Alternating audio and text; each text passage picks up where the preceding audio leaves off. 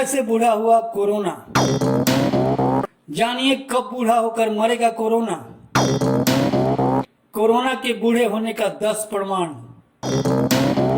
10 बातों से समझिए कोरोना के बूढ़े होने की कहानी।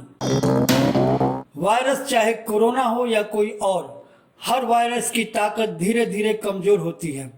एक इंसान से दूसरे इंसान में फैलने के दौरान वायरस कमजोर होता है। पहले इंसान से दूसरे, तीसरे और फिर चौथे इंसान तक पहुंचते पहुंचते वायरस बेहद कमजोर हो जाता है। तीसरे और चौथे इंसान तक पहुंचते पहुंचते वायरस बूढ़ा हो जाता है, उसकी ताकत जाती रहती है। तीसरे और चौथे इंसान तक पहुंचते पहुंचते वायरस इतना कमजोर हो जाता है कि दूसरे इंसान के संक्रमित होने की आशंका नहीं रहती। माना जाता है कि तीसरे, चौथे और पांचवें इंसान तक पहुंचते पहुंचते वायरस बेहद बूढ़ा हो जाता है और ये अपनी मारक क्षमता खो देता है।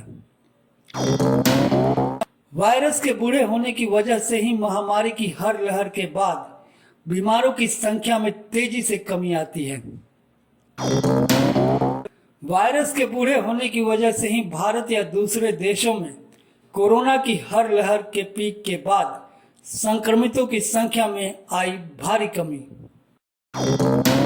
वायरस के बूढ़े होने से उसकी संक्रमण क्षमता बेहद कमजोर हो जाती है। मतलब ये कि दूसरे लोगों के संक्रमित होकर बीमार होने की आशंका नहीं रहती।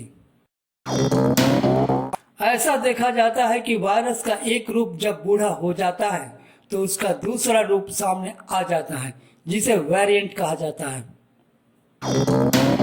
जब वायरस में बदलाव की क्षमता नहीं रह जाती, यानी जब वो अपना नया वेरिएंट नहीं बना पाता, तब बूढ़े होकर खत्म हो जाना उसकी नियति होती है।